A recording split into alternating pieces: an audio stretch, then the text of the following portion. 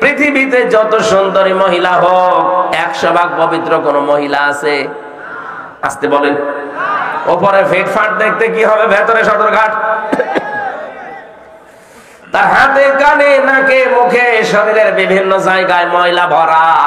আল্লাহ বলেন এমন আছো আজ, এমন স্ত্রী আমি বানিয়ে রেখেছি তোদের জন্য। ওই রকম স্ত্রী যদি পৃথিবীতে একবার মুখ বের করে থুতু নিক্ষেপ করে, তামাম দুনিয়ার পানি সব মিষ্টি হয়ে যাবে।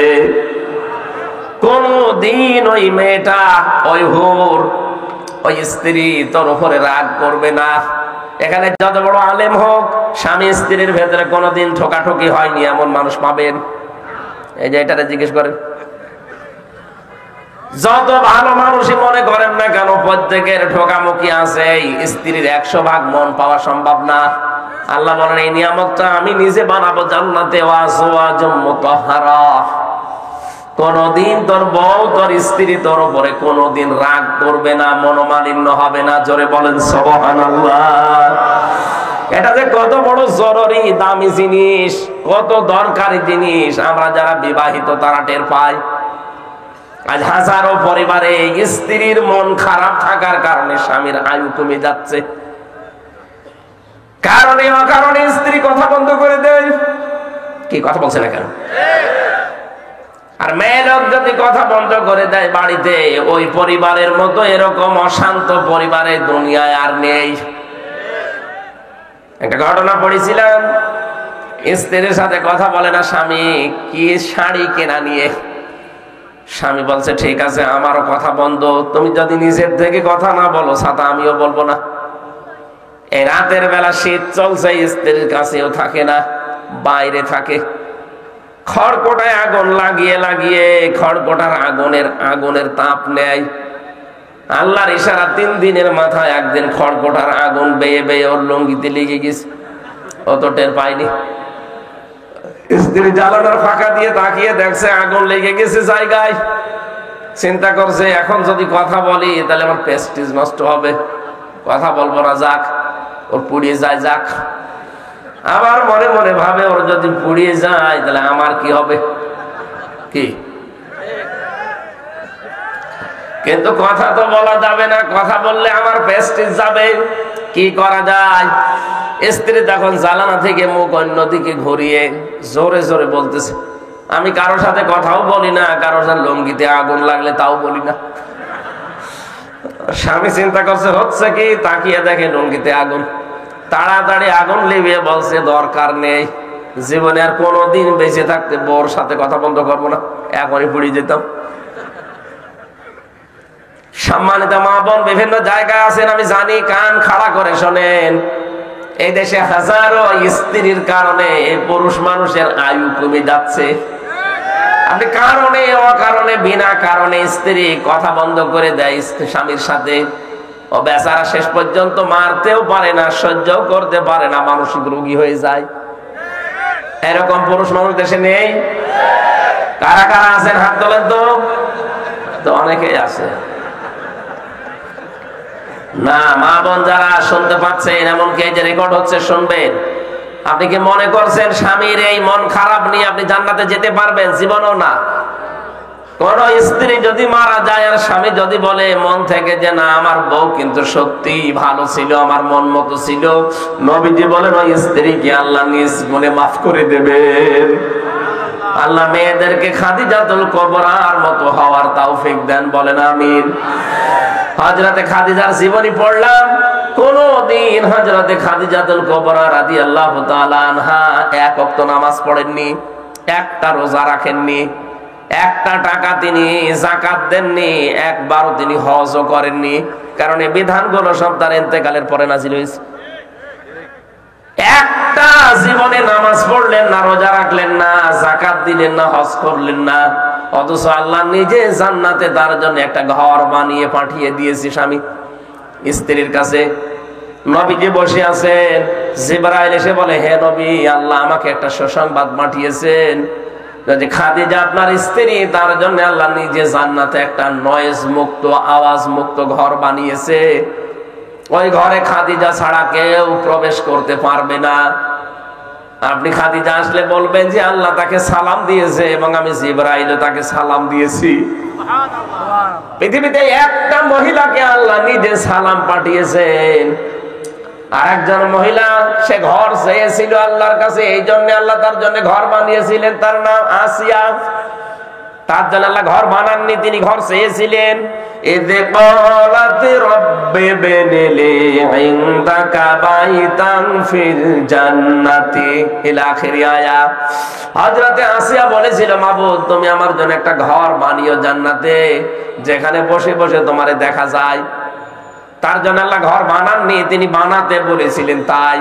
কিন্তু খাদিজার জন্য আল্লাহ নিজে ঘর বানিয়ে পাঠিয়ে দিয়েছেন, আর বলেছে এই ঘরটা নয়েজ মুক্ত, আওয়াজ মুক্ত। কেন? হযরতে খাদিজাতুল কুবরা স্বামীর জন্য তার একটা ঘরকে তিনি নয়েজ মুক্ত, আওয়াজ মুক্ত রাখতেন, গোলমাল মুক্ত রাখতেন। বাড়ি থেকে বাইরে যখন নবীজি যেতেন, বাইরে থেকে আসলে ওই ঘরে প্রবেশ করলে তিনি শান্ত হয়ে যেতেন। মা বোনেরা, স্বামী যখন বাইরে থেকে আসবে, ঘরটা আপনি আওয়াজ মুক্ত করে ফেলবেন, একটা শান্ত নির্মল পরিবেশ তৈরি করবেন ঘরটায়। ও বাইরের পরিশ্রান্ত শরীর বাড়িতে আসলে যেন অন্তত শান্ত সৃষ্ট হয়ে যায়।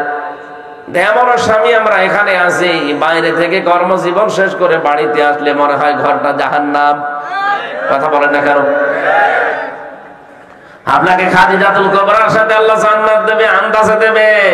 সে তার স্বামীর জন্য নয়েজ মুক্ত করতেন, ঘর আওয়াজ মুক্ত, আর আপনি আওয়াজ যুক্ত করে রাখেন। যত সমস্যা ঘরে আসলে 14টা ফরমালিটি আপনি আমার কানে শোনান। আশা করছে হাদিসটা মেনে খাদিজাতুল কুবরার সাথে জান্নাতি হওয়ার চেষ্টা করবেন। বলেন আমিন। যে কথাটা বলতে পর্যন্ত এসেছিলাম, হযরতে খাদিজাতুল কুবরা রাদিয়াল্লাহু তাআলা আনহা প্রতিদিন রাতের বেলা তিনি স্বামীর জন্য দরজার সাথে হেলান দিয়ে তিনি ঘুমিয়ে থাকতেন। নবীজি যে আসতেন একবার ডাক দিতেন, খাদিজা, আগে খুলে যেত। বিশ্বনবী প্রতিদিনই জিজ্ঞাসা করতেন, ঘুমাও না রাতের বেলা? খাদিজাতুল কুবরা বলে, হে রাসূল, আপনি বাইরে থাকেন দিনের কাজে, দিন প্রচারে, আমি টেনশনে থাকি, কখন না জানি কোন বিপদ আপনার উপরে চলে আসে। বাড়িতে আসার পরে যদি বারবার ডাকতে থাকেন, উঠতে আমার দেরি হয়ে যেতে পারে। এজন্য যতক্ষণ আপনি বাড়ি না আসেন ততক্ষণ ঘুম লাগলেও আমি দরজার সাথে হেলান দিয়ে ঘুমাই। আল্লাহ এই কাজটা এত বেশি পছন্দ করেছেন স্বামীর পেছনে এই শ্রম দেওয়ার জন্য, যে জান্নাতে আল্লাহ ঘর বানিয়ে তার সুসংবাদ দুনিয়ায় পাঠিয়ে দিয়েছে। বলেন সুবহানাল্লাহ। এই জন্য স্ত্রীর কাজ হচ্ছে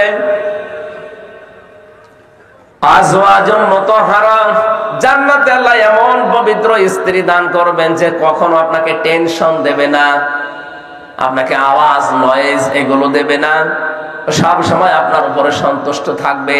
এরকম বউ পাওয়া যায় কত বড় নিয়ামত।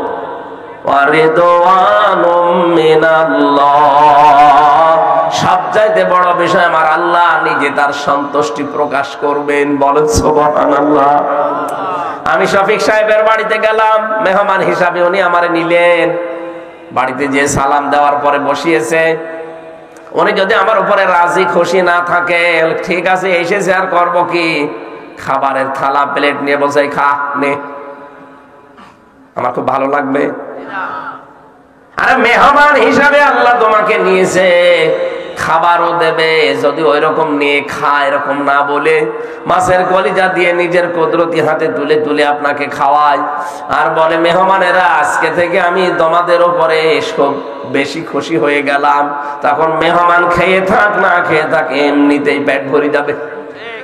আল্লাহ বলেন জান্নাতে তো নিয়ামত এমন ভাবে রেখেছি যে জান্নাতের নিয়ামতে কোনোদিন ওর কোনো আফসোস থাকবে না। ওয়ালাকুম ফিহা মা তাশতাহি আনফুসুকুম ওয়ালাকুম ফিহা মা তাদউন নুজুলাম মিন গফুরির রহিম। আমি জান্নাতটা এমন ভাবে বানিয়েছি যে চাওয়ার আগে জিনিস পাওয়া যাবে। মনের ভেতরে কামনা বাসনা যা আসবে চাইতে দেরি, চাওয়াও লাগবে না, কামনা আসলে ওটা জান্নাতে পাওয়া যাবে। এটা আমরা 100 ভাগ বিশ্বাস করি। তো করি? তাহলে দুনিয়ার এই বিষয়গুলো পরিমিত করা লাগবে, ব্যবহার করবেন ঠিক, কিন্তু পরিমিত করা লাগবে। একেবারে ছেড়ে দিলে আপনি তো চলতে পারবেন না। রব্বুল আলামিন বলেন, বহু মানুষ এমন আছে তারা দুনিয়াকে বলে আমারে দিয়ে দাও, কিন্তু আমি আখিরাতে তাদের জন্য একটা অংশ বাকি রাখি না, কারণ তারা আখিরাত চায় না। কিন্তু আমার মুমিন বান্দা বান্দী যারা, এই মানুষগুলো দুনিয়া চায়, আখিরাতও চায়, আর জাহান্নাম থেকে বাঁচতে চায়। এখন দুনিয়ায় আমরা যারা হাসানা চাই, কল্যাণ চাই, এখানে যারা হাজী সাহেব আছে, প্রত্যেকটা হাজী দেখবেন রুকনে ইয়ামিনী থেকে হজরে আসওয়াদ, এই জায়গাটা পার হওয়ার সময় আল্লাহর কাছে বলে, রব্বানা আতিনা ফিদ দুনিয়া হাসানা, হে আল্লাহ দুনিয়ায় হাসানা দাও, দুনিয়ায় হাসানা দাও। আমরা যারা এতদিন এই দোয়া করেছি, আমি নিজেও তো প্রতিদিন এই দোয়া করতে আছে যে দুনিয়ায় হাসানা দাও, এখানে আমরা করি না। এক কথা বলেন না কেন? যারা এই দোয়া করেন যে আল্লাহ দুনিয়ায় হাসানা দাও, দুনিয়ার হাসানা কি? তাফসীর থেকে আমি শোনাচ্ছি, এবার দুনিয়ার হাসানা আমি পেয়েছি 16টা। কেউ যদি দুনিয়ার হাসানা পেতে চায় তাহলে কয়টা জিনিস পাওয়া লাগবে? আরো জোরে বলেন। আপনি দেখেন তো পেয়েছেন কিনা। এতদিন ধরে দোয়া করছেন যে দুনিয়ায় হাসানা দাও, তো দুনিয়ার হাসানা কি? দুনিয়ার হাসানায় 16 নম্বর, 16টা জিনিস পাবেন। 10টা জিনিস দুনিয়ার হাসানা, আর আখিরাতের হাসানা 5টা। ওয়াকিনা আযাবান্নার, জাহান্নাম থেকে বাঁচার উপায় একটা। 10, 5 আর 1 সব মিলে কত? আরো জোরে। এই দোয়াটা সে জন্মের পর থেকে করছি আমরা এতদিন, আজও করছি, কিন্তু আসলে পেয়েছি কিনা দোয়ার যে কথাগুলো বলা হয়? এবার মিলাবেন আপনার দোয়া কত দূর কবুল হয়েছে। 1 নম্বরে দুনিয়ার হাসানা হচ্ছে কোরআনে কারিম পাওয়া। এখন প্রশ্ন আসতে পারে, কোরআন তো পেয়েছি না, কেউ যদি কোরআন পায় তাহলে তার 4টা জিনিস পাওয়া লাগবে। আপনারা কি চলে যাবেন নাকি? আছেন তো? এটা আছে সূরা বাকারার 221 নম্বর আয়াতে, আল্লাযীনা আতাইনাহুমুল কিতাবা ইয়াতলুনাহু হাক্কা তিলাওয়াতি উলাইকা ইউমিনুনা বিহি ওয়া মান ইয়াকফুর বিহি ফাউলাইকা হুমুল খাসিরুন। বলেন আল্লাহু আকবার। আল্লাহ বলেন, আমি যাদেরকে কিতাব দিয়েছি, যারা আমার কিতাব পেয়েছে, এই মানুষগুলো তার হক আদায় করে তেলাওয়াত করে। হক আদায়ের বিষয় আমি 4টা বিষয় দেখেছি তাফসীরে। 1 নম্বরে শুদ্ধ করে পড়া, 2 নম্বর ওটা বোঝা, 3 নম্বরে নিজের প্র্যাকটিক্যাল জীবনে ওটা আমল করা, কাজ করা অনুযায়ী, 4 নম্বর ওটা যেন মানুষ মানতে পারে সেই ব্যবস্থা করে দেওয়া। এখানে আমরা যারা আছি হয়তো কোরআন শুদ্ধ করে পড়তে পারি, 1 নাম্বার পেলাম। 2 নম্বরে হয়তো আমরা বুঝি কম বেশি, 3 নম্বরে আমার প্র্যাকটিক্যাল লাইফে কম বেশি আমরা মানতে পারি। 4 নম্বরে এটা আমি মানুষকে মানাতে চাই, এইটাই আমরা অনেকে নেই। হ্যাঁ, কথা বলছেন না কেন? এটা আমি মানুষকে মানাতে চাই, এরকম পরিবেশ তৈরি করা লাগবে না? একামতে দিনের দায়িত্ব যারা পালন করে তারা তো এটা চায় যে আমি শুধু নিজে মানবো না, আমি মানুষকে মানাতে চাই। আমি যেমন নিজে দুর্নীতি করি না, আমি করতেও দেব না। কথা বলেন। আমির জামাত ডক্টর শফিকুর রহমান হাফিজাহুল্লাহ উনি এই ঘোষণায় দিয়েছেন যে আগামীতে যদি ইসলাম এদেশে আসে, সাদাবাজি চলবে না। সাদাবাজি নিজেরা করি না, কাউকে করতেও দেব না। আমরা তো কোরআনের হক আদায় করতে চাই। কারণ রব্বানা আতিনা ফিদ দুনিয়া হাসানা, দুনিয়ায় হাসানা দাও বলি আমি শেষ করে দিতে চাই না। আমি দুনিয়ার হাসানা চাই। দুনিয়ার হাসানা যদি পেতে চাই তাহলে নিজে মানলে হবে না, এটা যেন মানুষ মানতে পারে সেই ব্যবস্থা করে দেওয়া লাগবে। আর এইটা আজ করতে চাই, এই জন্য অনেক জালেম, অনেক মুনাফিক আমাদেরকে ধর্ম ব্যবসায়ী বলছে। এরা ধর্ম ব্যবসায়ী হয়ে গেছে। কোরআনের রাজনীতি নাকি তারা খুঁজে পায় না, অথচ আপনি যারা আলেম আছে জিজ্ঞাসা করেন 918 জায়গায় রাজনীতি কোরআন দিয়ে করা লাগবে, আমি নিজে পেয়েছি। যারা আরো বড় বড় আলেম আছে তারা আরো বেশি পাবে হয়তো। আমি নিজে 903 জায়গায় পেয়েছিলাম, পরবর্তীতে আরো খোঁজ করে দেখি 918 জায়গায় আছে। যেই লোকটাই ফতোয়া দিল যে কোরআনের রাজনীতি নেই, ওই লোকটারে আমি মনে হয় সূরা ফাতিহা শুদ্ধ করে পড়তে পারবে না। দুনিয়ার হাসানা পেতে হলে অবশ্যই আপনাকে 4টা জিনিস মাস্ট বি পাওয়া লাগবে। শুদ্ধ করে পড়বেন। 2 নম্বরে নিজে বুঝবেন কয়জন শুদ্ধ করে পড়তে পারে, এখানে কয়জন বোঝে, নিজে কয়জন ব্যক্তিগত জীবন থেকে আন্তর্জাতিক জীবন মানতে পারে কয়জন। 4 নাম্বারটা তো আরো কঠিন, যেটা আমি মানুষকে মানাতে চাই, সেই পরিবেশ তৈরি করে দিতে চাই। এমন পরিবেশ তৈরি করব শিক্ষা ব্যবস্থায়, চিকিৎসা ব্যবস্থায়, যে আন্দাজে ঔষধ লিখবে না ডাক্তারেরা।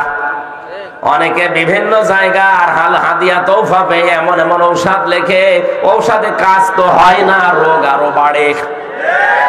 এটা এমনি না, কারণ ওই যে ঔষধ কোম্পানির লোক এসে ওরে আগেই বিভিন্ন জিনিস হাদিয়া তৌফা দিয়ে গেছে, বলে যে স্যার এই ঔষধটা লিখবেন, ও কাজ হয় হোক না হয় না হোক, আগে থেকে তো গাড়ি পেয়ে গেছে। এরকম ডাক্তার দেশে নেই? কথা বলে না কেন? ডাক্তার যদি শাহিন জব্দারের মতো ডাক্তার বানাতে পারতেন এই দেশে, ডাক্তার মতিয়ার রহমানের মতো ডাক্তার বানাতে পারতেন, আপনি সারা দুনিয়া দিয়ে দিলেও জীবনও আপনার মন মতো ঔষধ সে লিখবে না।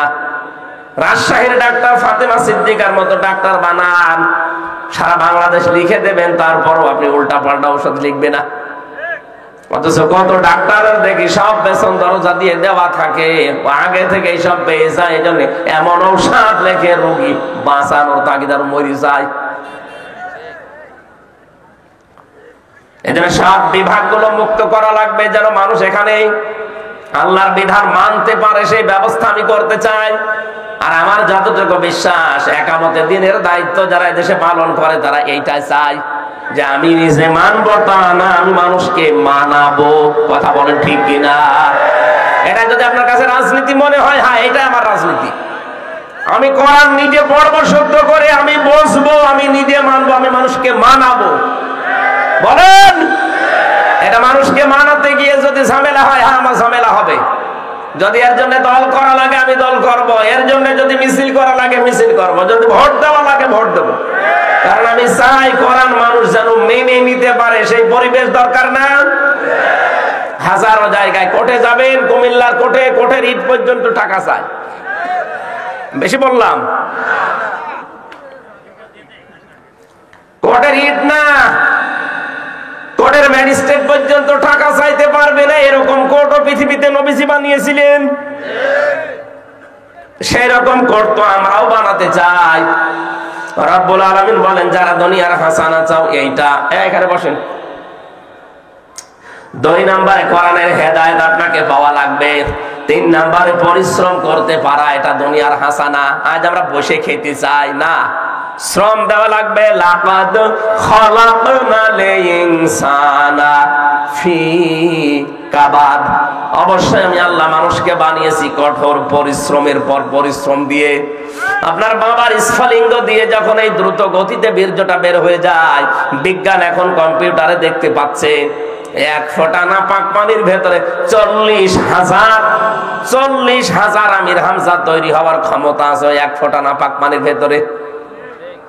ফালিয়ানজুরিল ইনসানু মিম্মা খলিকা মিম্মা দাফিক ইয়াখরুজু মিন বাইনিস সুলবি ওয়াত তারাইব। এই 1 ফোঁটা নাপাক পানি যখন বাবার স্ফলিঙ্গ দিয়ে মায়ের রেহেমের ভেতরে পড়তে থাকে, এই জরায়ু থেকে এই দেওয়াল ধাক্কা দিতে দিতে যায়, একেবারে যেই ফিকরারিম মাকিন যেটা আছে ওখানে যাওয়ার আগে অনেকে হয়তো পড়ে যায় দেওয়ালের সাথে ধাক্কা লেগে। আল্লাহ বলেন, আমি তোকে এই যে কঠোর পরিশ্রম দিয়ে এখান থেকে নিয়ে একেবারে জায়গা মতো পৌঁছিয়ে দিলাম। কতগুলো তো পড়ে গেছে, আসতে পারে না পর্যন্ত। এই পৃথিবীতে একজন মহিলার কেবল 13টা সংখ্যান ওই জায়গায় পৌঁছিয়েছিল। ক্যালিফোর্নিয়ার এক মহিলার 13টা বাচ্চা হয়েছে, কারো 2টা 3টা 5টা 7টা পর্যন্ত হয়। তার মানে আমি ওখান থেকে পরিশ্রম আরম্ভ করেছি, আমাকে কেউ টলাতে পারেনি। আমি কিন্তু 39,999 জনকে পেছনে ফেলে আমার মায়ের ওই কারারিম মাকিন সুরক্ষিত স্থানে আমি একা পৌঁছিয়েছিলাম। আমি হামজা, আমি শফিক। কথা বলেন না কেন? ওখান থেকেই শেষ করে দেয়নি। 40 দিন আমাকে পাল্টিয়েছে। আমাকে পাল্টাতেছে বহু রকমের চেষ্টা সাধনা আমার উপর দিয়ে গিয়েছে। আমার খাবারের উদ্রেক দেখা দিয়েছে, আল্লাহ পাক বলেন খাবারের সময় আমি নাপাক খাবারটা তোর মুখ দিয়ে দিতে পারতাম, ওই রক্তটা দেইনি। নাভির ভেতর দিয়ে আমি আল্লাহ পাস করে দিয়ে তোকে বাঁচিয়ে রেখেছি। আমি জানাতে চাই দুনিয়ায় যে এই মুখ দিয়ে যেন কোনো নাপাক জিনিস দিবি না। মানুষের জিনিস চুরি করে খাওয়া এটা নাপাক না? না বলে খাওয়া, না বলে নেওয়া, এর নাম চুরি। এটা দেশে নেই। এটা যে দেশে আছে, যে দুপুর বেলা যে মোবাইল চুরি করলো, এইটাই তার প্রমাণ। না বলে নেওয়া, না বলে খাওয়া, এর নাম কি? এটা করা যাবে না। এটা যেমন শুকুরের গোস্ত, যেমন না বলে খাওয়া, না বলে নেওয়া জিনিস ওই রকমই। শুকুরের গোস্ত হারাম, পায়খানা হারাম, এইটাও হারাম। এই নাপাক জিনিস যেন আপনার এই মুখে প্রবেশ না করে। তার মানে দুনিয়ার কল্যাণ হচ্ছে পরিশ্রম করতে পারা। যদি শ্রম দিতে পারেন, পরিশ্রম করতে পারেন, বুঝবেন আপনি দুনিয়ার হাসানা পেয়েছেন। আপনি শ্রম দিতে পারেন, আপনার মেধার শ্রম আছে, আপনার শরীরের শ্রম আছে, আপনার যোগ্যতার শ্রম আছে, আপনার লেখাপড়ার শ্রম আছে, আপনার ক্ষমতার শ্রম আছে। কত জায়গায় শ্রম লুকিয়ে আছে, আপনি একটাও দেন না, শুধু বসে বসে খান। আজ বাংলাদেশে যারা বসে বসে খায় এরা নাকি আল্লাহর ওলি, এরা তো আল্লাহর গলি। 48,000 দরবারে যারা বসে বসে খায়, পীর নাম নিয়েছে, আল্লাহর ওলি নাম নিয়েছে। কে বলিস আল্লাহর ওলি? আল্লাহর ওলি তো আল কাসিব ও হাবিবুল্লাহ, যারা শ্রম দিয়ে খায়। কাজ করে খাওয়া লাগবে আপনাকে, কাজ যত ছোট হোক অসুবিধা নেই। কিছু মানুষের অভ্যাসই হয়ে গেছে, কাজ করবে না, শুধু বসে বসে খাবে। কাজ করে খাবেন আপনি, শ্রমের যে ঘাম ঝরবে। নবীজি বলেন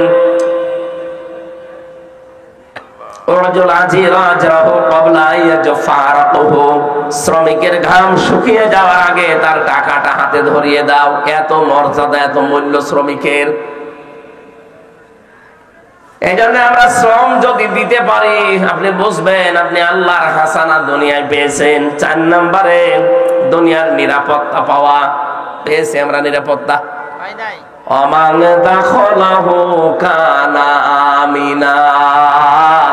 রাব্বুল আলামিন বলেন যারা কাবার চত্বরে প্রবেশ করে তাদেরকে নিরাপত্তা দেন কে? এখানে শিক্ষা আছে। এদিকে তাকান, কাবার এই চত্বরটায় বিধান চলে আমার আল্লাহর।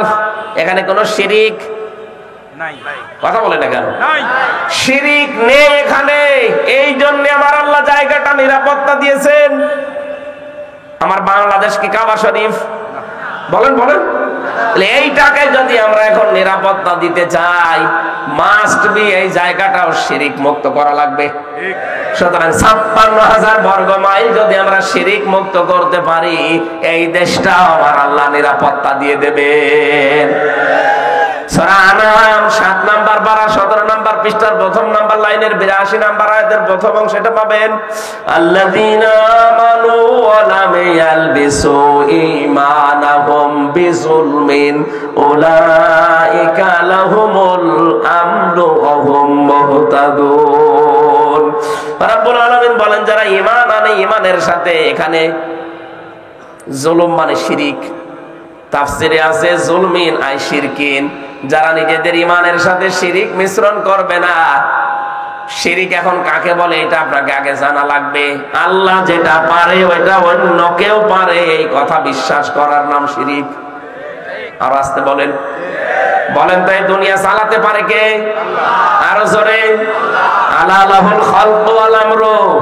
দুনিয়া বানিয়েছেন যিনি, হুকুমও চলবে। আরো আসতে বলেন। এটা সূরা আরাফের 54 নাম্বার আয়াতের মাঝের অংশে আছে, আলা লাহুল খালকু ওয়াল আমর। দুনিয়া বানিয়েছি আমি, এখানে বিধান চলবে কার? সুতরাং আল্লাহর এই জমিনে আল্লাহর আইন বাদ দিয়ে যারা অন্য আইন এখানে দাঁড় করাতে চান, তারা শিরিক করছেন। আর শিরিক করলে সেই লোকটা মুশরিক। কথা বলছে না কেন? এর চাইতে আর ভেঙে ভেঙে কি বলা যায়? এরপরও অনেকে বলে হুজুর আমি বুঝি না। এদিকে আসেন, কানের নিচে 2টা থাপ্পড় দিয়ে বোঝাচ্ছি আপনারে। আল্লাহর আইন বাদ দিয়ে অন্য আইন যারা দুনিয়ায় কায়েম করতে চাচ্ছেন, তারা শিরিক করছেন। কারণ আল্লাহ যেটা পারে ওটা অন্য কেউ বলেন বলেন। আমি আর নিচে নামলাম না, এরপরও যদি কেউ না বোঝা ভান করে থাকেন, আপনার কপালের হেদায়েত নেই। সুতরাং দুনিয়ার নিরাপত্তা পাওয়ার একটাই পদ্ধতি আছে, শিরিক মুক্ত তৈরি করা লাগবে পৃথিবী। কাবা শরীফ যেমন শিরিক মুক্ত, এই জন্য আল্লাহ শান্তি স্বস্তি নিরাপত্তা দিয়ে দিয়েছেন। কাবার বাইরে যাবেন, সেখানে চিন্তায় আছে, মারামারি আছে, গালাগালি আছে, কিন্তু কাবার ভেতরে কোনো মারামারি পুরাটা নিরাপত্তায় আল্লাহ ঢেকে দিয়েছেন। দুনিয়ার হাসানা চায়, হাসানা চায়, হাসানা চায়, আন্দাজে হাসানা দেবে। দুনিয়াকে শিরিক মুক্ত করো। আর শিরিক আরো কি করে হয় সেই কাজ করেন। কত মানুষ এই দেশে আমরা বলতে শুনি ক্ষমতার উৎস জনগণ, এটা শিরিক। ক্ষমতার উৎস কে? আরো জোরে বলেন কে?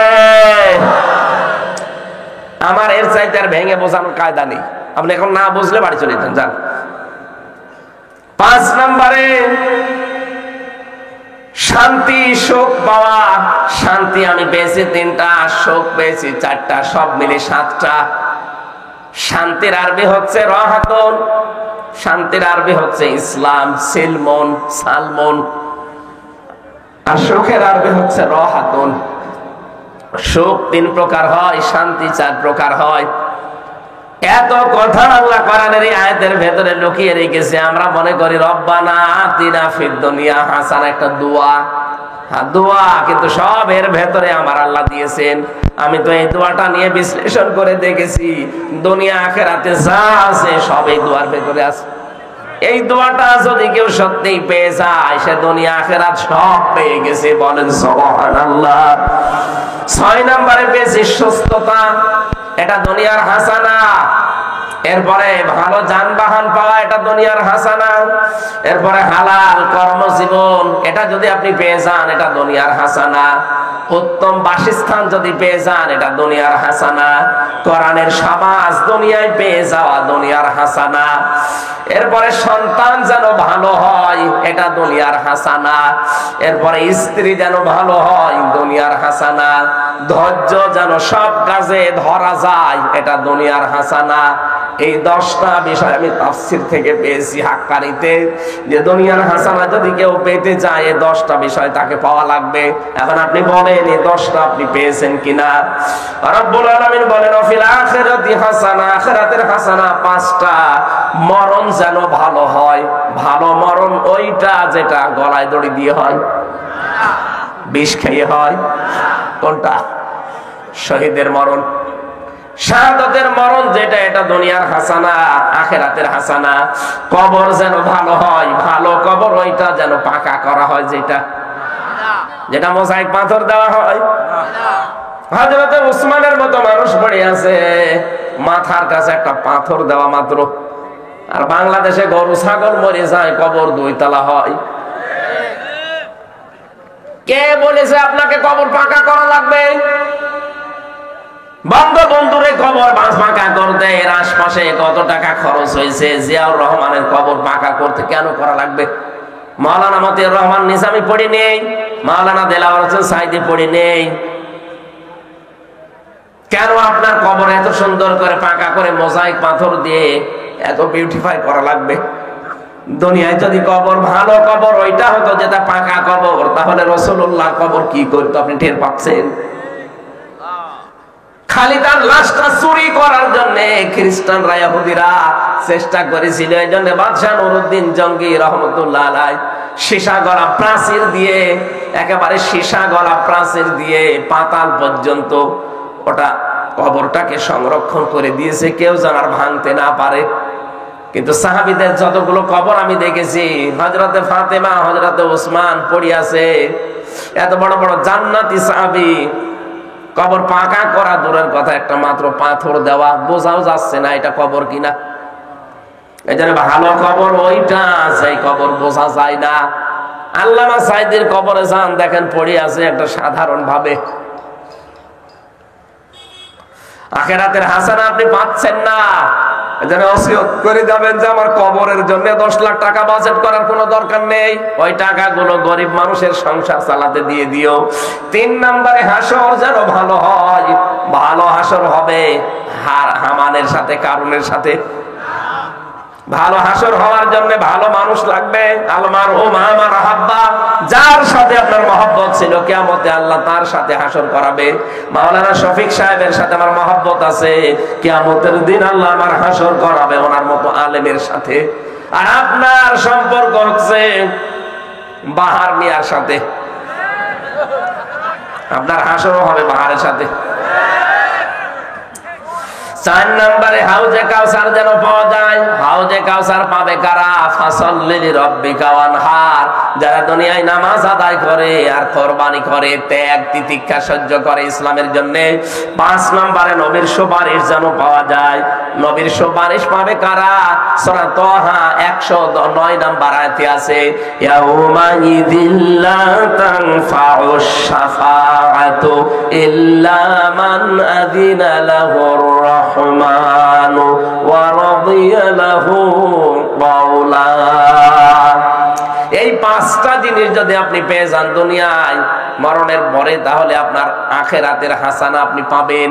ওয়াকিনা আযাবান্নার, জাহান্নাম থেকে আমাদের বাঁচাও। নবীজি বলেন জাহান্নাম থেকে বাঁচার উপায় মাত্র একটা, হাল আদুল্লুকুম আলা তিজারাতিন তুনজিকুম মিন আযাবিন আলীম, তোমাদেরকে এমন একটা ব্যবসার কথা বলবো যেটা করলে জাহান্নামের আগুনে যাওয়া লাগবে না। আল্লাহ রাসূলের উপর ঈমান আনার পর তাদের বিধানকে জমিনে কায়েমের জন্য জান আর মাল দিয়ে চেষ্টা করে যাওয়া। যালিকুম খায়রুল লাকুম ইন কুনতুম তা'লামুন, এইটাই উত্তম কাজ যদি তোমরা জানো। তাহলে জাহান্নাম থেকে বাঁচার উপায় একটা আছে, জান আর মাল দিয়ে জমিনে আল্লাহর বিধান কায়েমের জন্য চেষ্টা করা লাগবে। কয়টা বিষয় পেলাম আজকের আয়াতে? 16টা। কয়টা? আরো জোরে বলেন। দুনিয়ার হাসানা কয়টা? 10টা। দুনিয়ার হাসানা আরো জোরে। আপনি যে প্রতিদিন মোনাজাত করেন, রব্বানা আতিনা ফিদ দুনিয়া হাসানা, আল্লাহ দুনিয়ার হাসানা দাও, আপনি পেয়েছেন কিনা এবার বলেন। আমি যেগুলো মিলালাম কোরআন দিয়ে, আপনি পেয়েছেন এগুলো? না, পাননি। আপনি প্রথমটাই তো পাননি। কোরআন যে পড়া লাগবে, কোরআন পাওয়ার হক কয়টা? শুদ্ধ করে পড়া, নিজে বোঝা, নিজে আমল করা, আর মানুষ যেন মানতে পারে সেই ব্যবস্থা করার চেষ্টা করা। যারা আজ করে যাচ্ছে তারাই জালেমের টার্গেট ছিল। যতদিন পর্যন্ত আল্লামা শফি হেফাজতের সাবেক আমির কোরআন পড়েছে, বুঝেছে, নিজে আমল করেছে, কোনো শত্রু ছিল না। যখনই বলেছে না এটা আমি মানুষকে মানাতে চাই, তখনই তার নাম হয়ে গেছে তেতুল হুজুর। আল্লামা সাইদি যতদিন কোরআন পড়েছে, বুঝেছে, নিজে আমল করেছে, শত্রু ছিল না। যেই বলেছে না এটা আমি মানুষকে মানাতে চাই, তখনই তার বরাতে জেলখানা। এক কথা বলে না কেন? আমাকেও তো ধরার পরে পড়েছিল জালেমরা। যা আপনাকে যা বলতে বলি এগুলো শুধু বলবেন। আপনাকে আমরা ওলামা লীগের সেক্রেটারি বানিয়ে দেব কুষ্টিয়া ভার্সিটি, এরকম না। আমার যেই লোকটা ধরেছিল আসাদুজ্জামান, কাউন্টার টেরোরিজমের এই শয়তান, এ আমার বারবার চোখ বেঁধে নিয়েছে তোর ঘরে, পেছনে হাত বেঁধে চোখ বেঁধে নিয়ে গিয়ে বলতো আপনার এত ঝামেলা দরকার কি? সারাটা জীবন নষ্ট করবেন। আবার মানুষকে বলতো সার আশপাশে যারা থাকতো যে পিটান এরে, দেন এরে পিটান, উল্টো করে পিটান। আমার অফার দিত বারবার যে আপনাকে আমরা অফার দেই, কথা বলেন না কেন? বললাম চোখটা খুলে দিন দেখি আপনার চেহারাটা। মানুষ নামে একটা টাটকা শয়তান আমারে বারবার বলেছে আমরা কুষ্টিয়া ভার্সিটির আপনার ওলামা লীগের সভাপতি বানিয়ে দেব, সেক্রেটারি বানিয়ে দেব। শুধু যা বলতে বলি এগুলো বলবেন আদালতে না, মিথ্যা কথা বলা যাবে না। জামাত ইসলামের বিরুদ্ধে, শিবিরের বিরুদ্ধে, আকিজ গ্রুপে আমি চাকরি করতাম, আকিজের বিরুদ্ধে বলবেন, তার মানে ওদের বিরুদ্ধে বলি ওদেরকে কালার করবে আর ওদের কাছ থেকে মাল খাবে। এই জন্য কে যেন একটা গান বেঁধেছে, আগে কি সুন্দর মাল কামাইতাম আমরা।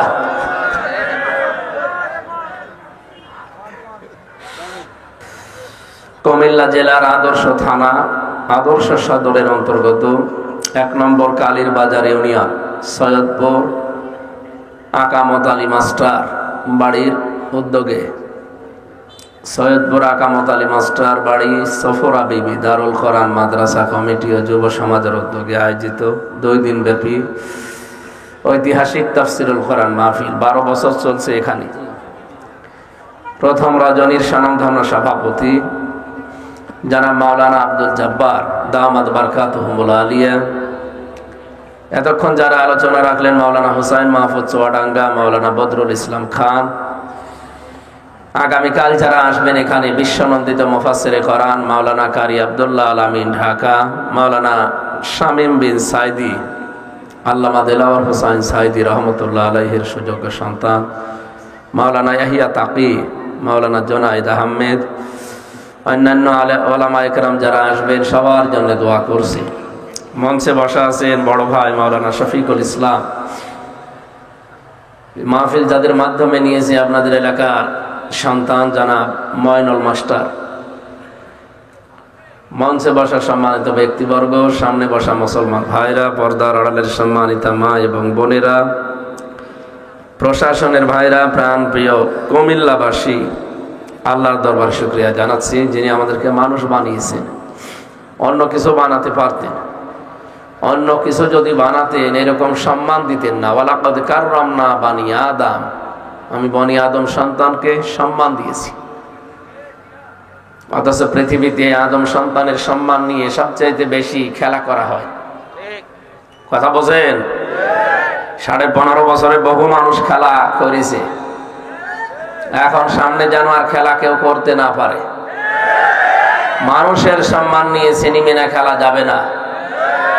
লাকাদ খালাকনাল ইনসান ফি আহসানি তাকওয়িম, সবচাইতে সুন্দর করে আমি আল্লাহ মানুষ বানিয়েছি।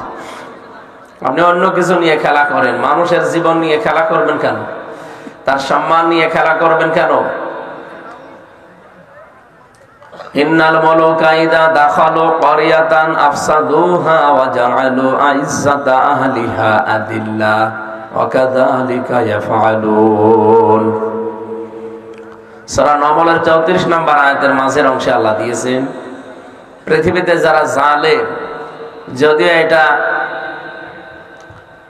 বিলকিস রানীর জীবন থেকে নেওয়া, তিনি বলেছিলেন এই কথা তার সভাসদ বর্গকে, যে কোনো জালেম যদি ক্ষমতায় যায়, কোনো এলাকায় যদি কোনো জালেম প্রবেশ করে, তাহলে 2টা কাজ করে জালেমরা। এদিকে তাকা, কয়টা? 1 নম্বরে ওই এলাকায় ফাসাদ সৃষ্টি করে। এখানে কথা বলা যাবে না, একদম নিশ্চুপ। আপনি দেখেন 5 তারিখের পর থেকে, যাই হোক ছিল এতদিন তো জালেমদের আন্ডারে ছিল, 5 তারিখের পর থেকে অনেকে ফাসাদ সৃষ্টি করা বন্ধ করেনি। ফাসাদ কাকে বলে? যে জায়গাটা নির্মল আছে, নিশ্চুপ আছে, শান্ত আছে, সেই জায়গাটাকে অশান্ত করার জন্য যারা চেষ্টা চালায় তারাই ফাসাদকারী। ওয়াইযা কিলা লাহুম লা তুফসিদু ফিল আরদ ক্বালু ইন্নামা নাহনু মুসলিহুন। আল্লাহ বলেন ওখানে ওদেরকে যখন বলা হয় যে ফাসাদ সৃষ্টি করো না, বিশৃঙ্খলা করো না দুনিয়ায়, ওরা বলে আমরাই তো শান্তি স্থাপনকারী। এটা মুনাফিকদের কথা। কাদের? 5 তারিখের পর থেকে আমরা যারা দেখতে পাচ্ছি এই দেশে বিশৃঙ্খলা করার জন্য কত রকমের নিয়ম তৈরি হয়ে গেল। জালেমরা তো করেছে, এই পাশাপাশি মুনাফিকরাও চালাচ্ছে কাজ। একটা শান্ত জায়গা অশান্ত করার জন্য। এতদিন যাই ছিল, হঠাৎ করে আপনি চাঁদাবাজি আরম্ভ করলেন কোন কারণে? এটা একটা বিশৃঙ্খলা না? স্বাভাবিক জীবন যাত্রা নষ্ট করে দেওয়া এটা। আজকে চাঁদাবাজকে পিটিয়ে আদা মারা করে ফেলিস। আমার মনে হয় এসব পিটিয়ে আদা মারা না, এ মেরে ফেলাই দরকার, কারণ এগুলো ফ্যাসাদ সৃষ্টি করছে। আমরা একটা শান্ত নির্মল জীবন চাচ্ছি। আমার কথার ওজন টের পাচ্ছেন? আলহামদুলিল্লাহ। এই জন্য জালেমরা যদি ক্ষমতায় যাওয়ার আগেই ফাসাদ সৃষ্টি করে, ক্ষমতা পেলে কিন্তু ডবল করে আরম্ভ করবে।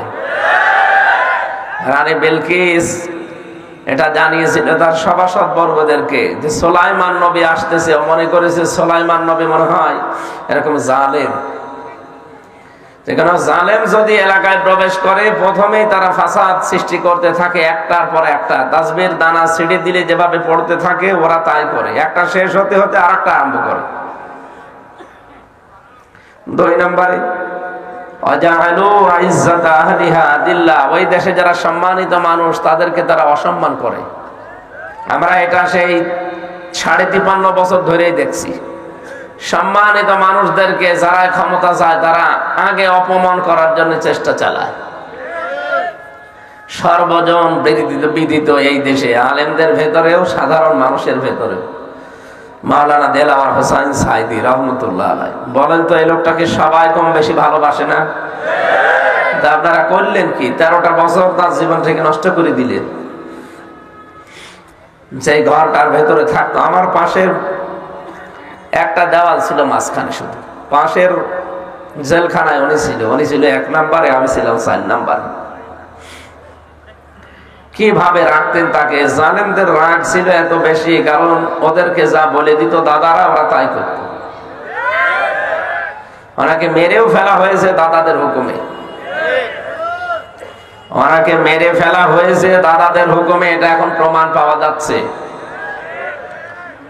এই জন্য আমরা বলতে চাচ্ছি, কোন জালেম যদি সামনে এসে এই সমস্ত কাজগুলো করে, তখন আর দল মত দেখা যাবে না, প্রতিহত করার জন্য চেষ্টা চালাবেন, নয়তো আপনাদের জীবনে এরকম করুণ পরিণতি নেমে আসবে, কিছু করার থাকবে না।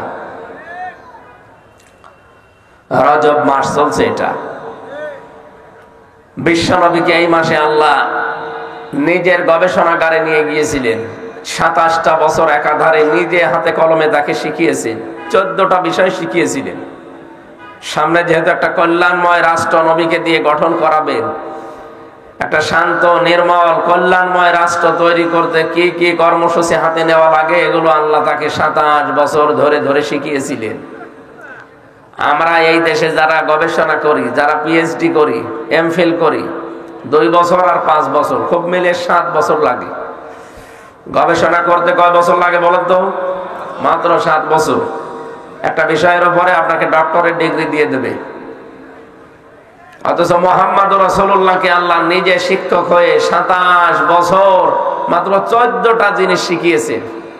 যে 14টা কাজ যদি আপনি অ্যাপ্লাই করতে পারেন, ব্যক্তি, পরিবার, সমাজ এবং রাষ্ট্রের ভেতরে তারা যদি মেনে নেয়, আমি আল্লাহ গ্যারান্টি দিলাম ওটা কল্যাণময় রাষ্ট্র গঠন হয়ে যাবে। এখন যারা দায়িত্বে আছেন, ডক্টর মোহাম্মদ ইউনূস সহ, আমরা চাই আপনারাও কোরআনে কারিম পড়েন। সূরা বানী ইসরাঈলের 23 থেকে 38, এই 16টা আয়াতে 14টা বিষয় করা আছে।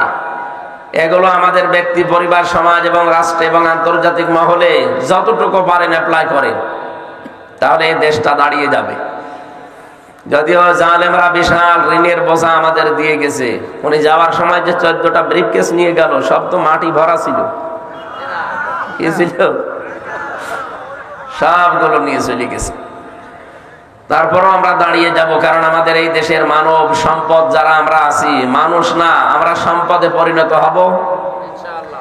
এদেশে এই কয়েকদিন আগে আমি যাচ্ছিলাম আপনাদের এই জেলার উপর দিয়ে, পাইলট আমারে বলছিল হেলিকপ্টারে যে এই যে বিশাল বিশাল জায়গাগুলো দেখতে পাচ্ছেন, যারা পালিয়ে গেল এরা যদি টাকা পয়সাগুলো বাইরের দেশে পাচার না করে যদি এই দেশে কর্মসংস্থান তৈরি করে দিত, 36 লাখ যুবক এখন বেকার। কত?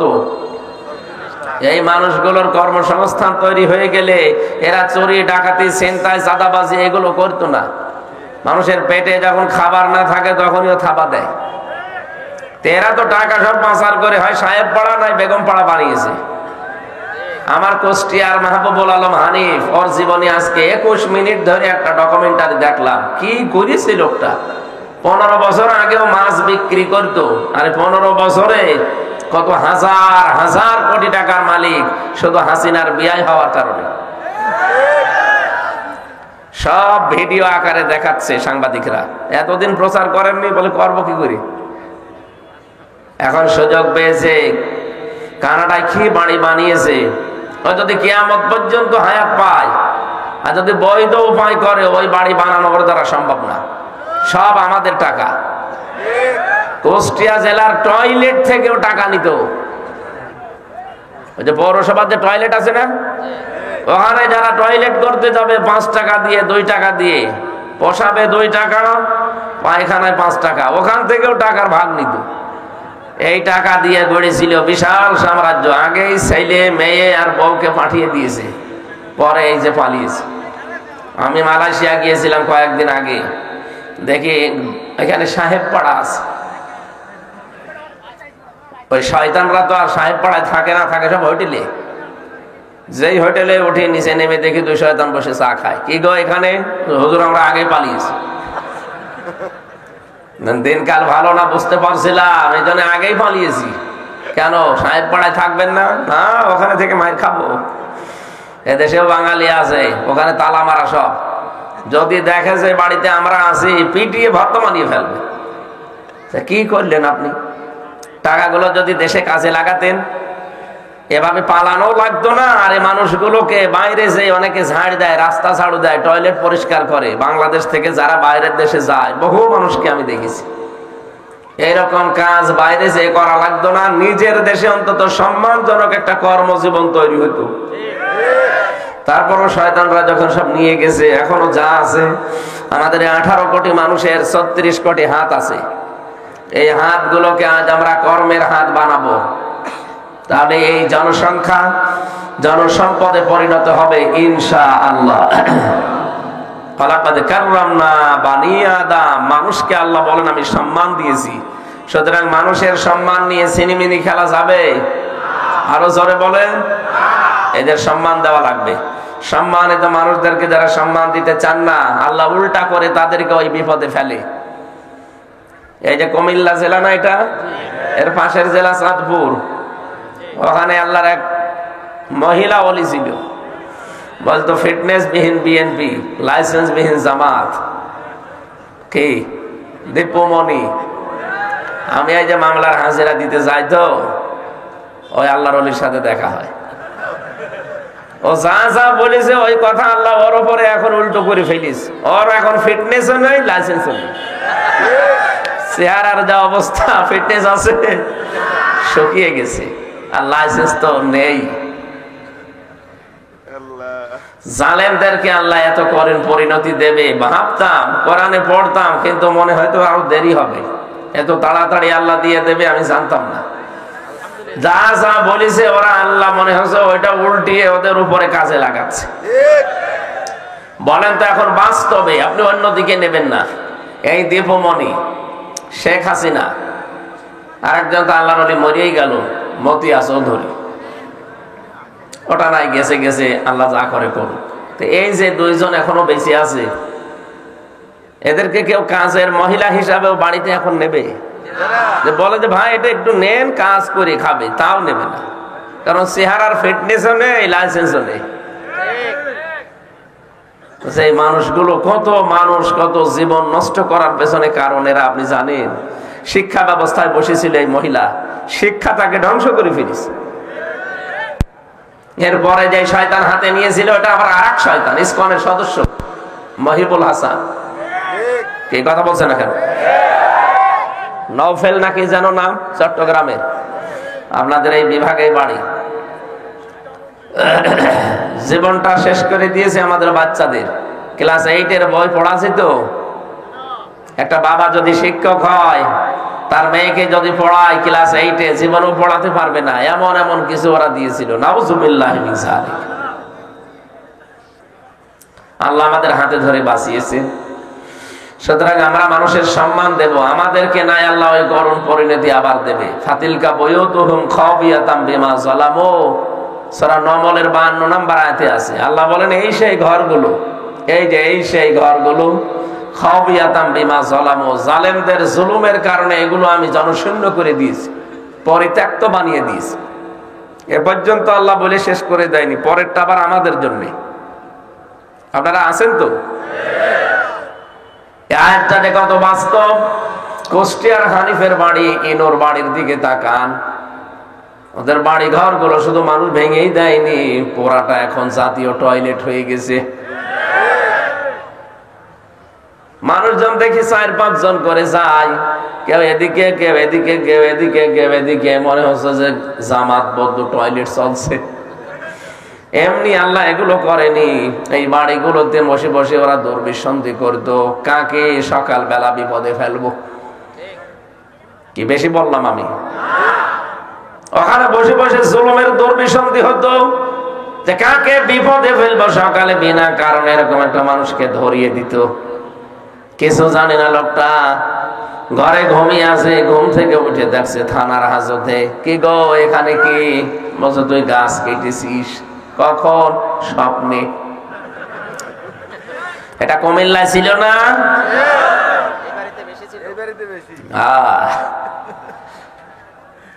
আমারও নিয়ে আসলো বাড়ি থেকে কুষ্টিয়ার সেই হালসা ডাবিরা ভিটা, সেখান থেকে নিয়ে এসেছে।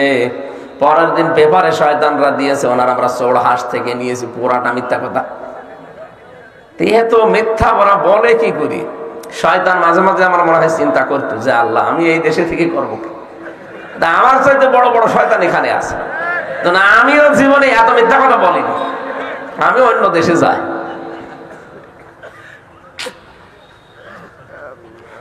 পোড়াটা উল্টিয়ে এখন দেখেন আল্লাহ ওদের ঘাড়ের উপরে ফেলিছে। এই যে পাশের জেলা ব্রাহ্মণবাড়িয়া, আনিসুল হক আইনের চেয়ারে বসে সারা জীবন বেআইনি কাজ করত। আলেমদের নামে কত জঙ্গি মামলা দিয়ে তাদের জীবনটা নষ্ট করে দিয়েছে এই শয়তান। আল্লাহ এখন দেখেন কত নিকৃষ্ট পরিণতি আল্লাহ তারে দেখিয়েছে। এখন শুকিয়ে গেছে, মালের এখন আর সে বয়স নেই।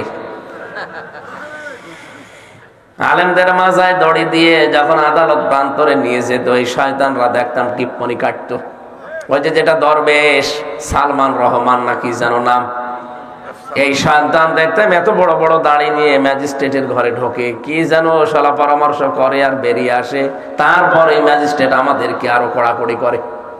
আমি নিজে দেখেছি আমার মাজায় দড়ি দিয়ে, পায়ে ডান্ডা বেড়ি দিয়ে, হাতে হ্যান্ডকাপ দিয়ে যখন নিয়ে যাচ্ছিল ওই শয়তানকে আমি দেখলাম ও ম্যাজিস্ট্রেটের ঘরে ঢুকে কি যেন বলে, বেরিয়ে আসে সলা পরামর্শ করে, আর তখনই ওরা আমাদের বিরুদ্ধে কঠিন কঠিন রায় দেয়।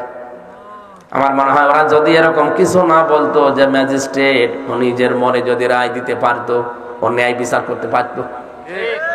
ওই একই ম্যাজিস্ট্রেট 5 তারিখের পরে আমার মামলা তুলেছি, শুধু মামলাটা হাতে নিয়ে বলছে কি দেখে রায় দেবো, এর ভেতরে তো কোনো মাল দেখি না, জান সব আমি খারিজ করে দিলাম। বলতে গেলাম একবার যে ম্যাজিস্ট্রেট সাহেব এই মামলা তো 3 বছর আপনার কাছে ছিল, তখন তো বলেননি যে কোনো মাল নেই, হঠাৎ এখন বলছেন কোনো মাল নেই। এইটাই বলতো যে হুজুর আমার হাত বাঁধা ছিল, ওই যে দরবেশ আসতো আনিসুল হক আসতো, এসে আমার হাত বেঁধে দিয়েছিল, আমার কিছুই করার নেই। এখন আমার হাত খোলা আছে, এখন আমার ন্যায় বিচার করার শক্তি সামর্থ্য চলে এসেছে। এর প্রমাণ আমি নিজে জেলখানায় পেয়েছিলাম। যে ম্যাজিস্ট্রেট আমারে 164 নিয়েছিল বানিয়ে বানিয়ে, নিজে নিজে উল্টাপাল্টা লিখেছে দেশের বিরুদ্ধে, আকিজ গ্রুপের বিরুদ্ধে, জামাত ইসলামের বিরুদ্ধে, শিবিরের বিরুদ্ধে লিখে আমারে সই করতে বলেছে। বললাম কি এটা? বলছে আপনি কালকে বেরিয়ে যাবেন। অথচ ওর ভেতরে সব দেশ বিরোধী কথা ছিল। 13টা পয়েন্টে ওরা লিখে লিখে আমারে সই করে, আমি তো বুঝতাম না 164 কি, লিখে নিয়ে আমারে বলছে যান নিচে আপনার মেয়েরা এসেছে, কান্নাকাটি করছে, আপনার বাবা মা এসেছে, আপনি চলে যাবেন। ও যে এত বড় ধোঁকাবাজি করবে আমি তো টের পাইনি। পরে শুনলাম যে 164 ওইটা সব ওরা নিজেরা বানিয়ে লিখে আমার নামে চালিয়েছে, আমার সইটা নিয়ে। পরবর্তীতে জেলখানায় যে দেখি কয়েকদিন পরে ওই শয়তান ম্যাজিস্ট্রেট ঘুরতেছে, কি এখানে কি? হুজুর আমার বউ আমার যৌতুকের মামলা দিয়েছে। ঠিক করিস,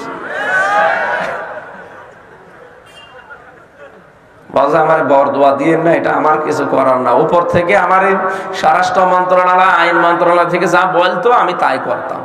তো তা বলে আপনি যাইনি শুনে একজন মানুষের জীবন নষ্ট করবেন? এই ছিল দেশের বিচার ব্যবস্থা।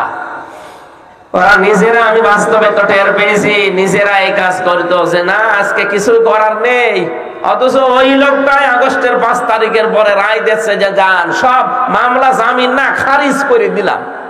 যে মামলা জামিনই হয় না 3 বছর, সেটা খারিজ হয় কি করে? তার মানে হাত বাঁধা ছিল, হাত খুলে গেছে। আমরা চাই এই দেশে 1628টা চেয়ার আছে, এই চেয়ার না 1628টা চেয়ার আছে, প্রতিটি চেয়ারের হাত যেন এভাবে আবু সাইদের মতো খোলা থাকে। এটা চান না? কারা চান দেখি? লিল্লাহে তাকবীর।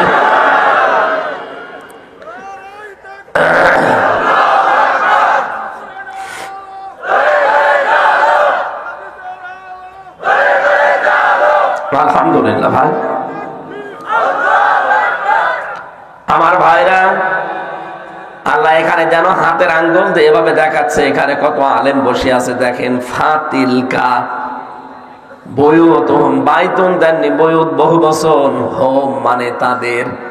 আল্লাহ বলেন এই সেই ঘরগুলো খাবিয়াতান আমি জনশূন্য করে দিয়েছি বিমা যালামু, এদের জুলুমের কারণে। আমি হানিফের বাড়ি ইনোর বাড়ির কথা বললাম এই কারণে দুইটা আমি দেখেছি। বাকি সারা দেশের 630টা থানা কম বেশি জালেমদের বাড়ি ঘর আমি দেখতে যাই, একটু যে দেখি যে কিচ্ছু নেই, পায়খানার প্যান্ট পর্যন্ত খুলি নিয়ে চলে গেছে। আপনাদের এই জেলার এই যে লালমাই, লাকসাম, এখানে 2 জন পরপর মন্ত্রী ছিল, ওদের বাড়ি ঘর যে দেখেন, বাড়ি ঘর গুলো এখন জনশূন্য পরিত্যক্ত হয়ে গেছে। কত রাগ ছিল মানুষের বলেন তো, বাড়ি ঘরের ইট পর্যন্ত মানুষ যদি খুলি নিয়ে চলে যায়। আল্লাহ বলেন এটা করেছিলাম এই কারণে, কারণ যে জায়গায় জুলুম হয়, অত্যাচার হয়, ওই জায়গাটা অভিশপ্ত হয়ে যায়।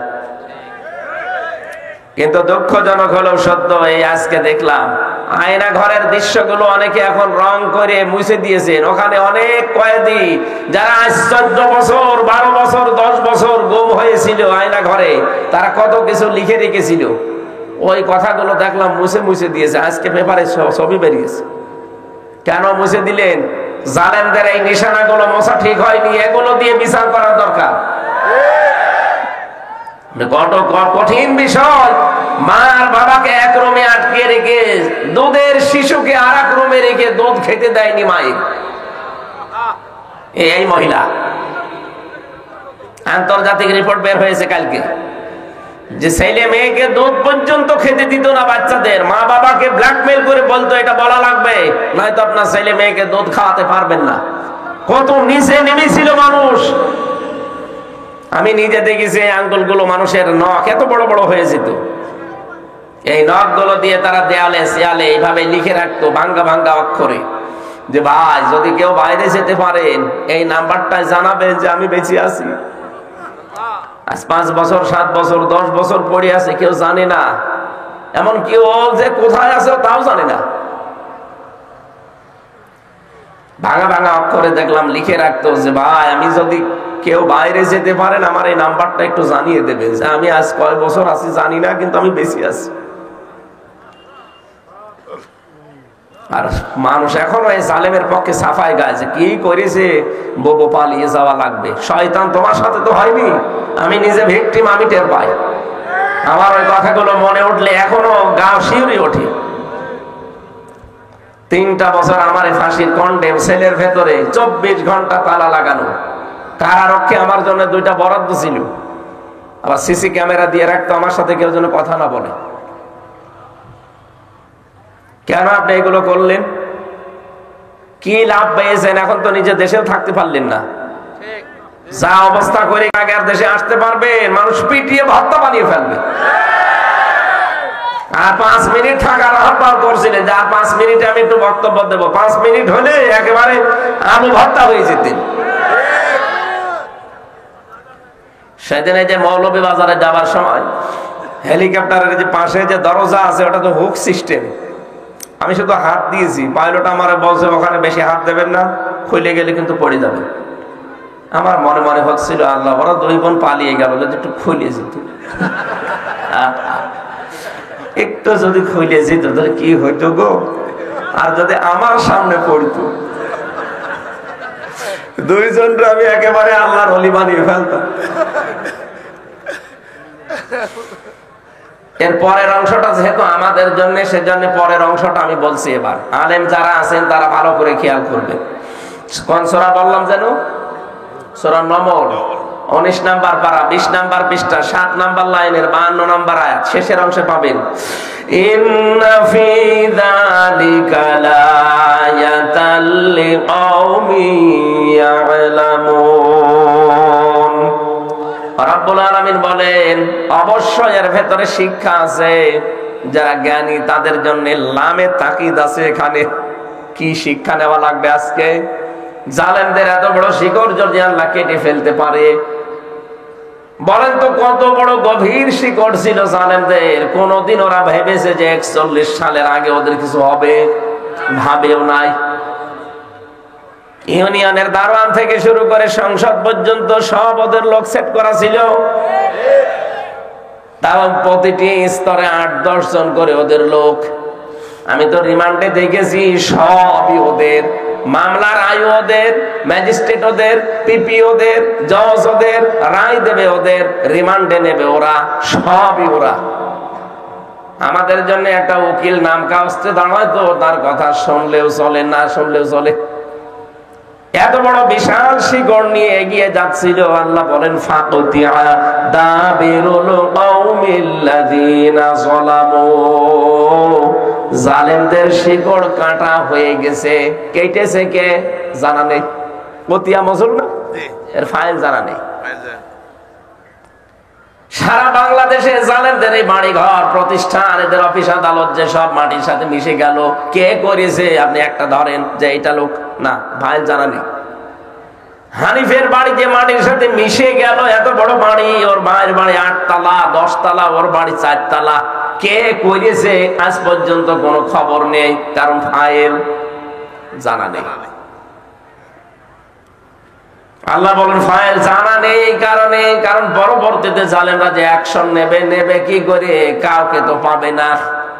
এই জন্য ফাইল আমি ঠিক রাখি নাই, কে ভেঙেছে কেউ জানে না। আমি যদি এত বড় শিকড় সব উল্টিয়ে ফেলতে পারি নাম না জানা অবস্থায়, আগামীতে যারা চেয়ারে বসবেন তারা যদি জালেম হয়, তাদের বাড়ি ঘর 5 বছর পরে শ্মশান হয়ে যাবে।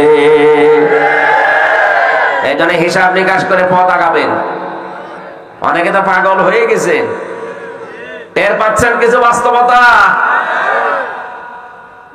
তারেক জিয়া ওখান থেকে পাগল হয়ে গেল যে কি শুরু করেছে এরা, মনে হচ্ছে ক্ষমতায় আমরা চলে এসেছি। অত সহজ না। এদেশে ইসলামপন্থী সব এখন এক হয়ে যাচ্ছে। আমেরিকার একটা আন্তর্জাতিক রিপোর্ট পেয়েছেন আপনি, গোয়েন্দা সংস্থার। ওরা তো খ্রিস্টান, ওরা আন্দাজে রিপোর্ট বানায়নি। ওরা কি আমার মামাতো ভাই? ওরা রিপোর্ট দিচ্ছে কি এই দেশে তৃতীয় এক শক্তি ইসলামপন্থী যারা, তাদের জাগরণ হচ্ছে, এরা সামনে রাষ্ট্র ক্ষমতায় বসতে যাচ্ছে। এমনি এমনি বলে নাই। আগস্টের 5 তারিখের আগে এই দেশে মাত্র 100 জনের 15 জন মানুষ চাইতো যে দেশে ইসলাম কায়েম হোক। এখন মানুষ 100 জনের 58 জন চাচ্ছে এই দেশে ইসলাম কায়েম হোক। এদেশে সব এখন এক হয়ে যাচ্ছে। এক করে দিচ্ছে কে? আল্লাহ। দেখেন সব এক হয়ে যাবে। অথচ কিছু মানুষ এই দৃশ্য দেখে তারা পাগল হয়ে গেছে। তাদের এখন আর কিছু করার নেই, তারা আন্দাজে মিথ্যা ছড়াচ্ছে। এই যে ফজু পাগলা একজন আছে এই কিশোরগঞ্জের, আগে ছাত্রলীগের সভাপতি ছিল, হাসিনা নমিনেশন দেয়নি, ওটা দল পাল্টিয়ে যোগ দিয়েছে আর এক দলে। ফজলুর রহমান, নাম হচ্ছে ফজু পাগলা। ও বলছে এই দেশে ইসলামপন্থী যারা আছে, বাইরের দেশের মুসলমান কেউ যদি নিয়ে আসে, সব মিলে এরা 10 ভাগ ভোট পাবে। আরে ভাই, ভোট এই 15 বছর হয়েছে, আপনি আন্দাজে বলেন কেন? ভোট দিয়ে দেখেন কয় ভাগ পায়। আন্তর্জাতিক রিপোর্ট করছে, খেয়াল করে না আন্দাজে। মানুষকে এখন দেখছে যে কিছু করার নেই, তো উল্টা পাল্টা বলে একটু সাহস নিয়ে যা থাকা যায়।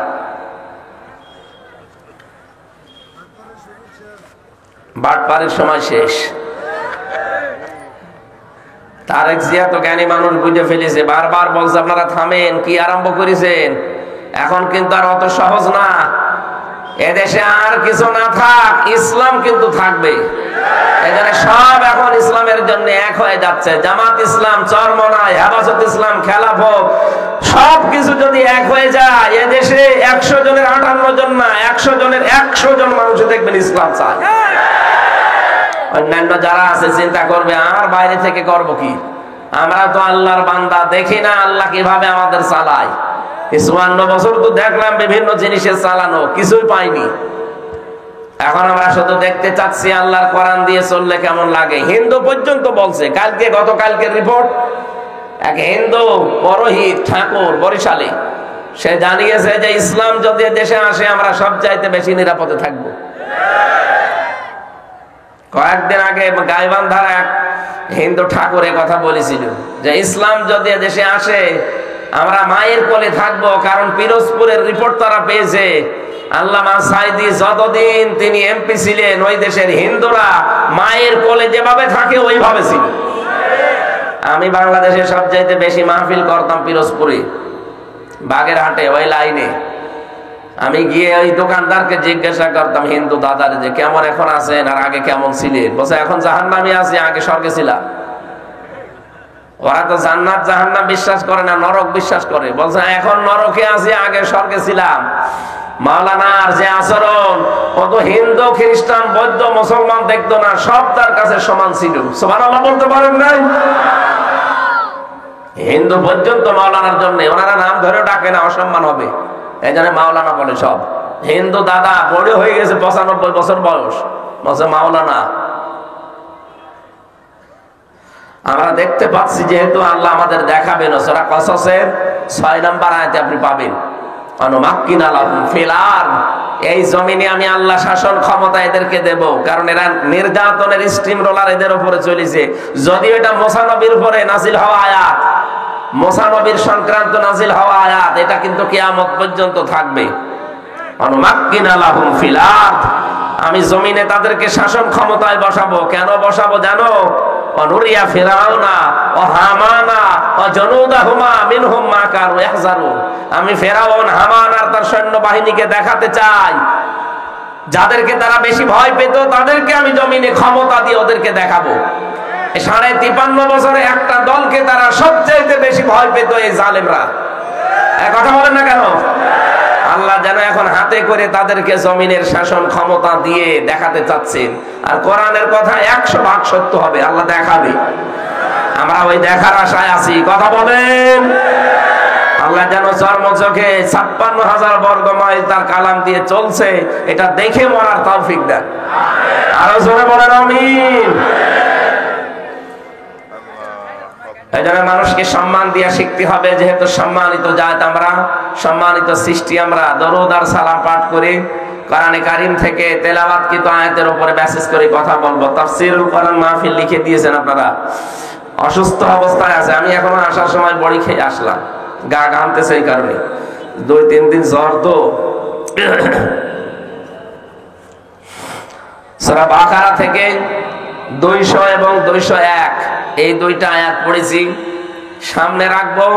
কোরআন আর হাদিস দিয়ে বাস্তবতার সাথে মিলিয়ে আমরা এই আয়াত থেকে তাফসীর আকারে কথা শুনতে চাই। আছেন তো আপনারা? আছেন না? জবান খুলে তেলাওয়াত করেন। আউযু বিল্লাহি মিনাশ শাইতানির রাজিম। এই বসেন, বসেন। বিসমিল্লাহির রহমানির রহিম। ফামিনান নাসি মান ইয়াকুলু রাব্বানা আতিনা ফিদ দুনিয়া ওয়া মা লাহু ফিল আখিরাতি মিন খালাক। রব্বুল আলামিন বলেন, মানুষের ভেতরে অনেক মানুষ এমন আছে তারা এই কথা বলে, হে আমাদের রব, আমাদেরকে দুনিয়া দিয়ে দাও। কি দাও? দুনিয়ায় আমাদেরকে দিয়ে দাও। আমা লাহু ফিল আখিরাতি মিন খালাক, এদের জন্য আখিরাত বলতে আর কিছু নেই, কোনো অংশ আমি আর বাকি রাখি না। এই জন্য আমরা শুধু দুনিয়া না, আমাদের কথা কেমন হবে আল্লাহ পরের আয়াতে দিয়েছেন, আমিনহুম মান ইয়াকুলু রাব্বানা আতিনা ফিদ দুনিয়া হাসানা। মানুষের ভেতরে এমন মানুষ আছে তারা এই কথা বলে, হে আমাদের রব, দুনিয়ায় হাসানা দাও, কল্যাণ দাও, স্বস্তি দাও, শান্তি দাও, নিরাপত্তা দাও। অফিল আখিরাতি হাসানা, আখিরাতে কল্যাণ, শান্তি, স্বস্তি, নিরাপত্তা দিও। ওয়াকিনা আযাবান নার, জাহান্নামের আগুন থেকে আমাদেরকে বাঁচাও। তাহলে এখান থেকে দুইটা বিষয় আমরা পেয়েছি। এক নম্বরে যারা দুনিয়া চায়, আল্লাহ তাদেরকে যতটুকু আছে ভাগ্যে ওইটা দিয়ে দেয়, কিন্তু আখিরাতে তাদের কোনো অংশ আল্লাহ আর বাকি রাখে না। আমরা কি দুনিয়াদার? আরো আসতে বলেন। নবীজি আয়াতের ব্যাখ্যায় জানিয়েছেন, তোমরা দুনিয়ার সন্তান হও না, তোমরা আখিরাতের সন্তান হও। পৃথিবী কিন্তু কারো জন্য আপন না। এই দুনিয়াকে আপনি যত আপন করতে চাবেন, দুনিয়া আপনার জীবনও আপন হবে না। বিশ্বনবী উদাহরণ দিতে গিয়ে জানিয়েছেন, একটা লোক নদীর পানিতে, সমুদ্রের পানিতে নেমেছে। পানিতে নামার পরে দুই হাত দিয়ে পানি বেশ শক্ত করে, মজবুত করে খামচা দিয়ে পানি ধরিছে। ও যখন হাত তুলবে, নবীজি বলেন, দেখো তো ওর হাতের ভেতরে আর এক ফোঁটা পানি বাকি আছে কিনা। হাতের আঙ্গুলের কর দিয়ে, ফাঁকা জায়গা দিয়ে সব পানিগুলো খেয়ানত করে বেরিয়ে যাবে। পৃথিবী ঠিক এইরকম, যত আঁকড়িয়ে ধরবেন মজবুত ভাবে, আস্তে আস্তে সব হারিয়ে ফেলবেন। এ দুনিয়াকে আপনি যত আপন করতে চান, পৃথিবী কিন্তু অত আপন আপনাকে মনে করে না। পৃথিবী থেকে এখনই যদি মাওলানা শফিকুল ইসলাম বিদায় নেয়, এ দুনিয়ার কোনো কিছু আসে যায় না। ঠিক দুনিয়া চলবে, ওনার ওই জায়গায় আর একজন এসে বসবে। কথা বলেন না কেন? এজন্য পৃথিবী আমাদের কারো জন্য আপন না। আমাদের আপন একটা জায়গা আছে, বিশাল জীবন পড়ে আছে আমাদের হাতায়। বলে দুনিয়া কিছু দরকার নেই তা না। দুনিয়াতে যতটুকু লাগবে আপনি ওই পরিমাণে নিয়ে সন্তুষ্ট থাকবেন। কেউ যদি দুনিয়ার এই পরিমিত বিষয়গুলো পরিমিত ভাবে ব্যবহার করে যেতে পারে, মহান আল্লাহ তার জন্য 3টা পুরস্কারের ব্যবস্থা করেছেন। দুনিয়া লাগবে না তা না, লাগবে, কিন্তু যতটুকু দরকার ততটুকু। আমার এই জামার হাতাটা তাকান, যতটুকু আছে ঠিক আছে না? কথা বলে না কেন? এখন যদি এটা আমি এই পর্যন্ত দেই, মানুষ আমারে বলবে পাগল। এটা যদি আবার এই পর্যন্ত দেই, মানুষ বলবে পাগল। কিন্তু এটা যতটুকু আছে এইটা ঠিক আছে। পৃথিবীতে আমরা যারা চলছি, ঠিক এইভাবে চলা লাগবে যে যতটুকু দরকার ততটুকু, বেশিও না কমও দরকার নেই।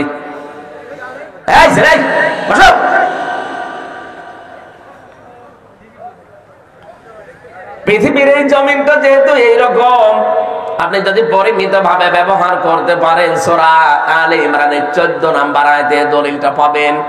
আল্লাহ কয়েকটা জিনিসের নাম দিয়ে বলেছেন, এগুলো মানুষের কাছে আকর্ষণীয়। যুজ্জিনা লিন-নাসি হুব্বুশ শাহাওয়াতি মিনান নিসা ওয়াল বানিনা ওয়াল কানাতিরিল মুকানতারাতি মিনাজ যাহাবি ওয়াল ফিদ্দা। এখানে 6টা জিনিসের নাম আছে। এই 6টা জিনিসের প্রতি আসক্তি, ভালোবাসা, মহব্বত আমি আল্লাহ তৈরি করে দিয়েছি। পৃথিবীতে এই 6টা জিনিস মানুষ চায় বেশি, এদের প্রতি আকর্ষণ বেশি। কিন্তু এই বিষয়গুলোকে যদি পরিমিত ভাবে কন্ট্রোল করে মানুষ ব্যবহার করে যেতে পারে, লিল্লাযীনা তাকাউ ইনদা রাব্বিহিম জান্নাত, এই মানুষগুলোর জন্য আমি আল্লাহ 3টা পুরস্কারের ঘোষণা দিলাম। তারা রবকে ভয় করে যদি এগুলোর ব্যবহার করতে পারে, তাদের 1 নাম্বার পুরস্কার দেব আমি আল্লাহ, জান্নাত তাজরি মিন তাহতিহাল আনহার, যার তলদেশ দিয়ে নদী আর নহর প্রবাহমান থাকবে। যেহেতু দুনিয়ায় টাটকা বিষয়গুলো পরিমিত ভাবে ব্যবহার করেছে, ও জানতো যে এগুলো মন মতো ব্যবহার করা যায়, কিন্তু না, একটা নির্দিষ্ট সীমানা আছে। স্ত্রীকে আমারও মনে চাই সুন্দর করে সাজিয়ে মানুষকে দেখায়, আপনার চাইতে আমার বউ সুন্দরী কম না। রিমান্ডে আমার স্ত্রীর ওই ইসের ছবিটা ছিল, বিয়ের দিনের একটা ছবি ছিল, ওর ভেতরে শয়তানরা মোবাইলটা নিয়েছিল যেহেতু আগেই, রিমান্ডে ওইটা দেখে আমারে বলছে, হুজুর মানুষ, আর মোবাইলের ভেতরে পূর্ণিমার ছবি। কই? এই তো কিসের পূর্ণিমা? এটা আমার ম্যাডাম। হুজুর এত সুন্দর বউ পেয়েছে কি করে? দাঁড়ান, আপনার বউ তুলে নিয়ে আসবো। হ্যাঁ, এভাবে বলছিল। আমার 11 ঘন্টা টাঙিয়ে রেখেছিল মাথায় দড়ি দিয়ে। সর্বশেষ আমাদেরকে বলেছে যে যেগুলো লিখে দিলাম এগুলো ম্যাজিস্ট্রেটের কাছে যে বলবেন। না, এই মিথ্যা কথা আমি বলতে পারবো না। তখন ওই মোবাইল দেখিয়ে বলছে যে মাটির নিচে তো কিছু তো জানি না, 4 ওয়াক্ত নামাজ আমি পড়তেও পারি না, ইশারায় পড়েছি, কয়টা যে বাজে আমি তাও জানতাম না। বলছে এই যে পূর্ণিমার ছবি মোবাইলে। আমি বললাম এটা আমার বউ। বলছে দাঁড়ান, আমি এই বউ এবার তুলে নিয়ে আনবো। তখন বললাম যে যা ভাল লাগে করেন, কি করবো বলেন তো? অসহায় না কেউ আছে আমার আশেপাশে? সব ওই জালেমরা। আমার ভাইরা, এই জন্য এটা সাজিয়ে গুছিয়ে যদি দেখানোর বিষয় হয়তো আমিও দেখাতে পারতাম। আমারও মনে চায় যে আপনার বউকে যেভাবে, আপনার মেয়েকে, আপনার পুত্রবধূকে মানুষকে দেখিয়ে শান্তি পান, আমারও তো মনে চায়। না, নিষেধ কার? আরো জোরে বলেন।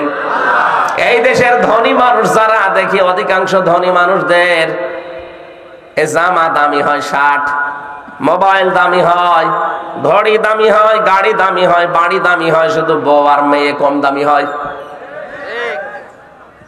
এদের মেয়েদের, এদের বউদের, এদের পুত্রবধূদের কোন জায়গায় কি আছে, অনেকে চোখের এই ক্যামেরা দিয়ে সব একবারেই ফ্ল্যাশ মেরে নেয়। কেন? এটা কি দেখানোর বিষয় দুনিয়ায়? এটা দেখানোর বিষয় আছে শুধু আপনার জন্যে, যার বউ সে দেখবে। কথা বলেন ঠিক কিনা? এই যে আপনি ব্যবহারটা করলেন সুন্দরভাবে, সঠিকভাবে, উল্টা পাল্টা ব্যবহার করেননি, এই কারণে আল্লাহ আপনাকে 3টা পুরস্কার দেবেন। এমন জান্নাত আল্লাহ আপনার জন্য বানিয়ে রেখেছেন যে জান্নাতের তলদেশ দিয়ে নদী আর নহর প্রবাহমান থাকবে। কয়দিন আপনি থাকতে পারবেন? খালিদিনা ফিহা, চিরকাল। কতদিন? চিরকাল। ওয়াজওয়াজুম মুতাহহারা, আল্লাহ বলেন পবিত্র স্ত্রী তোদেরকে দেওয়া হবে। এই মুতাহহারা শব্দের ব্যাখ্যায় আমি পড়েছি